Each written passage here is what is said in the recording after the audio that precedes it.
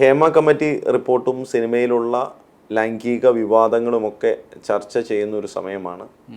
അപ്പോൾ സിനിമയുടെ കാര്യങ്ങൾ മൊത്തം പോക്കായിട്ടിരിക്കുകയാണ്. കാരണം സിനിമ ചലച്ചിത്ര അക്കാദമി അധ്യക്ഷന് എതിരെ ആരോപണം വരുന്നു. സിനിമയുടെ സംഘടനയായിട്ടുള്ള സിനിമാ നടന്മാരുടെ സംഘടന അമ്മ സംഘടനയിലുള്ള ജനറൽ സെക്രട്ടറിക്കെതിരെ ആരോപണം വരുന്നു. ഇവരൊക്കെ രാജിവെക്കുന്നു. ഒരുപാട് സിനിമാ താരങ്ങൾ നമ്മളൊക്കെ വെള്ളിത്തിരയിൽ കണ്ട് ആരാധിച്ച പലരുടെയും മുഖം മൂടി മാറി പുറത്തു വരുന്നു. പലരും നായകന്മാരായിട്ടൊക്കെ അഭിനയിക്കുന്ന, നല്ല വേഷം ധരിക്കുന്ന, നായകൻ്റെ എല്ലാ ഗുണഗണങ്ങളിലുള്ള മനുഷ്യരെ ആയി ചിത്രീകരിക്കുന്ന ഇവരുടെ യഥാർത്ഥ മുഖം ഇതല്ല എന്ന് തോന്നിപ്പിക്കുന്ന വിധത്തിലാണ് ഇപ്പോൾ ഓരോ വാർത്തകളും പുറത്തു വരുന്നത്. അതെ, ശരിക്കും നമ്മൾ രാഷ്ട്രീയത്തിലേക്ക് നമ്മൾ കൂടുതലായിട്ടും ചർച്ച ചെയ്യുന്ന രാഷ്ട്രീയമാണ്. രാഷ്ട്രീയത്തിൽ ഇത്തരത്തിലുള്ള ഒരു കമ്മിറ്റി വന്നു കഴിഞ്ഞാൽ എന്തായിരിക്കും അവസ്ഥ എന്നുള്ളതാണ് നമ്മുടെ ചർച്ച. അത് ഇതിലും വലിയ പൊട്ടിത്തെറിയായിരിക്കും. ഇതിനു മുൻപ് സിനിമാ മേഖലയിൽ ഇതുപോലെയുള്ള സംഭവങ്ങളുണ്ട് എന്നും സ്ത്രീകൾക്കെതിരെയുള്ള അതിക്രമങ്ങൾ പല വഴിക്കും നടക്കുന്നുണ്ട് എന്ന് വാർത്തകൾ നമുക്കുണ്ടായിരുന്നു. പലരും പല സ്ഥലങ്ങളിലും പറഞ്ഞു കേൾക്കുമായിരുന്നു. പക്ഷെ ഇതെല്ലാം സത്യമാണോ അല്ലയോ എന്നൊരു സത്യമാകാതിരിക്കട്ടെ എന്ന് നമ്മൾ പലപ്പോഴും ആഗ്രഹിച്ച പല കാര്യങ്ങളും സത്യമാണ് എന്ന തരത്തിൽ തന്നെയാണ് ഹേമ കമ്മിറ്റി റിപ്പോർട്ട് വന്നത്. ഗോസിപ്പ് കോളങ്ങളിൽ സ്പൈസി ആയിട്ട് കണ്ടിരുന്ന വാർത്തകൾ ഏതാണ്ടൊക്കെ സത്യമാകുന്ന തരത്തിലാണ് വന്നിരിക്കുന്നത്. രാഷ്ട്രീയത്തിൽ ഇങ്ങനെ തന്നെയാണ്, നമ്മൾ ഒരുപാട് കേട്ടിട്ടുണ്ട്. അപ്പോൾ ഈ കേട്ടതൊക്കെ ശരിയാണോ എന്നറിയണമെങ്കിൽ ഒരു ഹേമ കമ്മിറ്റി തന്നെ വീണ്ടും രാഷ്ട്രീയത്തിലും വേണം.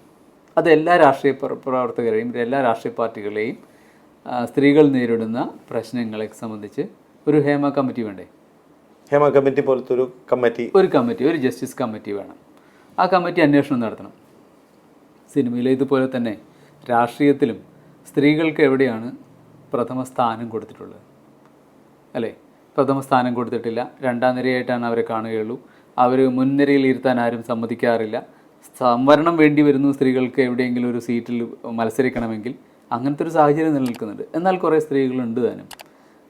പ്രവർത്തിക്കുന്ന സ്ത്രീകൾക്കൊട്ട് അർഹമായ സ്ഥാനം കിട്ടുന്നുമില്ല.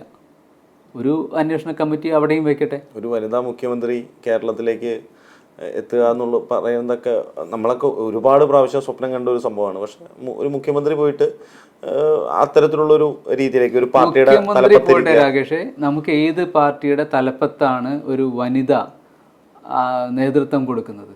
കുറേ പാർട്ടികളിൽ ചെറുതും വലുതുമായിട്ട് തീരെ ചെറിയ പാർട്ടികളുണ്ട്. ഒരു GP കൊള്ളാവുന്ന പാർട്ടികൾ വരെയുണ്ട്.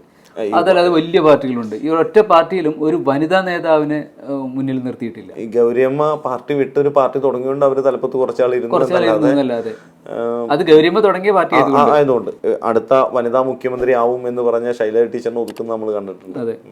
ഇപ്പോ ശോഭാ സുരേന്ദ്രൻ അവര് ഇതിന്റെ തലപ്പത്തേക്ക് വരും എന്ന് പറഞ്ഞു കഴിയുമ്പോൾ തന്നെ അവരൊക്കെയുള്ള ഒതുക്കലിലുള്ള വാർത്തകൾ വരുന്നുണ്ട്. കോൺഗ്രസിനെ സംബന്ധിച്ചിടത്തോളം ഒതുക്കലാണ്. അറിയാലോ, കഴിഞ്ഞ പ്രാവശ്യം സീറ്റ് നിഷേധിക്കപ്പെട്ട് ഏറ്റുമാനൂര് തലമുണ്ടനം ചെയ്ത് ആള് വരെയുണ്ട്. അപ്പോൾ ഇവരോടൊക്കെ ചോദിച്ചാൽ ഇനി ഒരുപാട് കഥകൾ പുറത്തു വരാനുണ്ട്, അല്ലേ? മാത്രമല്ല, ഒരു സ്ത്രീകൾക്കും അർഹമായ സ്ഥാനം കൊടുക്കുന്നില്ല, അവരെ വേണ്ട രീതിയിൽ പരിഗണിക്കുന്നില്ല. ജില്ലാ പഞ്ചായത്തിൽ പോയാലും അല്ലെങ്കിൽ സാധാരണ പഞ്ചായത്തിൽ പോയാൽ പോലും ഇപ്പോൾ അവർക്ക് അധികാരം കിട്ടിയിരിക്കുന്നത് സംവരണത്തിൻ്റെ പേരിലാണ്. അതല്ലെങ്കിലൊന്നും അവരെ പരിഗണിക്കുന്നില്ല. സിനിമയിൽ ഇതിന് സമാനമായ ഒരു അന്തരീക്ഷം രാഷ്ട്രീയത്തിലുമുണ്ട്. കാരണം സിനിമാ മേഖലയിൽ എതിർ ശബ്ദം പ്രകടിപ്പിച്ചാൽ അവരെ ഒതുക്കിക്കളയും. അപ്പോൾ അവരുടെ മേഖലയിൽ അവർക്ക് നിലനിൽക്കണമെങ്കിൽ ഇതൊക്കെ അനുസരിച്ച് വഴങ്ങിക്കൊടുത്തേ പറ്റൂ. രാഷ്ട്രീയത്തിലും ഇങ്ങനെ തന്നെയാണ്. രാഷ്ട്രീയത്തിൽ അവർക്ക് നിലനിൽക്കണമെങ്കിൽ അനുസരിച്ചേ മതിയാവും. അതല്ലെങ്കിൽ അവർ ആ പാർട്ടി വിട്ട് പുറത്തേക്ക് പോയി സ്വസ്ഥ ജീവിതം നയിക്കണം. ഇപ്പൊ സിനിമയിലുള്ള ആരോപണങ്ങളൊക്കെ ഒന്ന് ഇവരൊക്കെ ഈ സിദ്ദിഖിനെ പോലെയൊക്കെ രാജിവെച്ച് പോയി കഴിഞ്ഞാൽ ഞാനും ബിബിനൊക്കെ അഭിനയിക്കേണ്ടി വരുന്ന അവസ്ഥയിലേക്കാണ്. കാരണം എല്ലാവരും പോയിക്കൊണ്ടിരിക്കുകയാണ്. രാഷ്ട്രീയത്തിലും അതിനേക്കാളും വലിയ സ്ഥിതി രാഷ്ട്രീയത്തിൽ അങ്ങനെയാണ്. കാരണം സിനിമയിൽ നമ്മൾ കണ്ടു ഒരുപാട് വിഗ്രഹങ്ങൾ വീണുടഞ്ഞു, ഒരുപാട് പേർക്കെതിരെ ആരോപണങ്ങൾ വന്നു കഴിഞ്ഞു. ഇനി രാഷ്ട്രീയത്തിലാണെങ്കിലോ ഈ പറയുന്ന മുഖങ്ങൾ, എത്ര മുഖങ്ങൾ നമുക്ക് ഉടയുന്നത് കാണേണ്ടി വരും, എത്ര മുഖംമൂടികൾ വലിച്ചെറിയപ്പെടും. അപ്പോൾ ഒരു അന്വേഷണ കമ്മിറ്റി അല്ലെങ്കിൽ ഇതുപോലെ ഒരു ജുഡീഷ്യൽ അന്വേഷണ കമ്മീഷൻ സിനിമയിലുള്ളതുപോലെ തന്നെ രാഷ്ട്രീയത്തിലും വരട്ടെ. സിനിമയ്ക്ക് വേണ്ടി ഇപ്പോൾ കോടികളോളാണ് ഇപ്പോൾ ഹേമ കമ്മിറ്റി ഈ ഒരു ഇതിനു വേണ്ടി ചെലവഴിച്ചത്. ഇപ്പോൾ കോൺക്ലേവ് നടത്താൻ 2 കോടി രൂപ കൊടുക്കുന്നു. ഇത്രയൊക്കെ സിനിമയ്ക്ക് കൊടുക്കാന്നുണ്ടെങ്കിൽ കുറച്ച് പൈസ നമ്മുടെ രാഷ്ട്രീയക്കാരുടെ അകത്തുള്ള സ്ത്രീകളുടെ പ്രശ്നങ്ങൾ മനസ്സിലാക്കാൻ വേണ്ടി കൊടുക്കുന്നതിൽ യാതൊരു തെറ്റും മാത്രമല്ല, അത് സ്ത്രീകൾ പരാതികളുമായി വരട്ടെ. അങ്ങനെ പരാതികളായി വരികയും കുറ്റക്കാരായവരെ കണ്ടെത്തുകയും ചെയ്യട്ടെ. ഇത്തരം ആളുകളൊക്കെ ഒഴിഞ്ഞു പോകട്ടെ. മാത്രമല്ല, സ്ത്രീകൾക്ക് സ്വതന്ത്രമായി രാഷ്ട്രീയ പ്രവർത്തനം നടത്താനുള്ളൊരു സാഹചര്യം ഉണ്ടാവട്ടെ. അതിലേക്ക് കൂടി നയിക്കണമല്ലോ.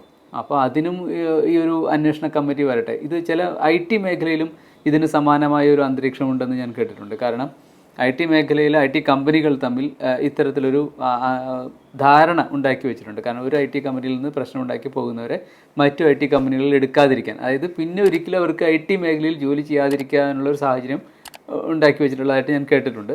എത്രത്തോളം സത്യമാണെന്ന് എനിക്കറിയില്ല. അത് അവർ തമ്മിലുള്ള ഒരു ധാരണയുടെ പുറത്താണ് അങ്ങനെ വാർത്തകൾ വരുന്നത്. അതും അപകടകരമാണ്. കാരണം ഇത് സ്വതന്ത്രമായി അവർക്ക് IT കമ്പനിയിൽ മുൻപ് ഒരു ട്രേഡ് യൂണിയൻ ഉണ്ടാക്കാനുള്ള ശ്രമം VS അച്യുതാനന്ദനായിരുന്ന കാലഘട്ടത്തിലുണ്ടായിരുന്നു. ട്രേഡ് യൂണിയൻ ഉണ്ടാക്കി ഈ IT ജീവനക്കാരെ സംരക്ഷിക്കുക എന്നതിൻ്റെ അടിസ്ഥാനത്തിലായിരുന്നു. പക്ഷേ അത് പിന്നീട് ഇവർ തന്നെ അത് പൊളിച്ചു കളഞ്ഞു. അപ്പോൾ അങ്ങനെ ഒരു ട്രേഡ് യൂണിയൻ ഉണ്ടായില്ല. അതുകൊണ്ട് ഈ മേഖലയിലും ഇത്തരത്തിൽ പ്രശ്നങ്ങളുണ്ട് എന്നാണ് മനസ്സിലാക്കുന്നത്. ഇപ്പോൾ തമിഴ് രാഷ്ട്രീയത്തെ എടുത്തു കഴിഞ്ഞാൽ സിനിമയും രാഷ്ട്രീയവും ഒരുമിച്ച് ഒന്ന് ചേർന്ന് പോകുന്ന രീതിയായിരുന്നു നമ്മളിങ്ങനെ നോക്കിയിട്ട്. അവിടെ മൊത്തം സിനിമക്കാരാണ്, മറ്റേ MGR മുതൽ നമ്മൾ കാണുന്നതാണ്. പക്ഷേ ഏതാണ്ട് അതേ രീതിയിലേക്കാണ് മലയാള സിനിമയും രാഷ്ട്രീയവും തമ്മിലുള്ള ഒരു ഇഴുകിച്ചേരൽ. ഈ പറയുന്ന രാജിവെച്ച് പോയവർക്കൊക്കെ കൃത്യമായ രാഷ്ട്രീയം ഉണ്ടായിരുന്നു. ഒരു ഇടതുപക്ഷ രാഷ്ട്രീയം 76 SFI തുടങ്ങിയതാണ് എന്ന് പോകുന്നവരെ നോക്കി പോക്കിരി കാണിച്ച അധ്യക്ഷൻ പിന്നെ സിദ്ദിഖിനാണെങ്കിൽ ഒരു കോൺഗ്രസ് രാഷ്ട്രീയത്തിൻ്റെ ഒപ്പം നടന്ന ഒരാളായിരുന്നു. സിനിമാക്കാർക്ക് എല്ലാവർക്കും രാഷ്ട്രീയമുണ്ട്. അപ്പോൾ രാഷ്ട്രീയക്കാർക്കും ഈ പറയുന്ന പോലെ സിനിമയും രാഷ്ട്രീയവും ഇണചേർന്ന് നിൽക്കുന്ന ഒരു രീതിയിലേക്കാണ് ഇപ്പോൾ കേരളം പോയിക്കൊണ്ടിരിക്കുന്നത്. അതുകൊണ്ട് തന്നെ സിനിമയിൽ അതാവാമെങ്കിൽ രാഷ്ട്രീയത്തിലും അതാവാം. ധൈര്യമുണ്ടോ സർക്കാരിനും അതുപോലെ തന്നെ രാഷ്ട്രീയക്കാർക്കും ഇതുപോലൊരു കമ്മീഷനിലേക്ക് എത്താൻ, സ്ത്രീകളുടെ പ്രശ്നങ്ങൾ പരിഹരിക്കാൻ എന്തൊക്കെയാണെന്ന് അറിയുവാൻ? അങ്ങനെ അറിഞ്ഞാൽ കേരളം ഒരു ശുദ്ധി കലശത്തിലേക്കായിരിക്കും പോവുക എന്നുള്ളത് ഉറപ്പാണ്. രാഷ്ട്രീയ കേരളത്തിന് വലിയൊരു മാറ്റം തന്നെ അത് സംഭവിക്കും. എന്തായാലും മറ്റു വിഷയമായി വീണ്ടും കാണാം. നന്ദി, നമസ്കാരം.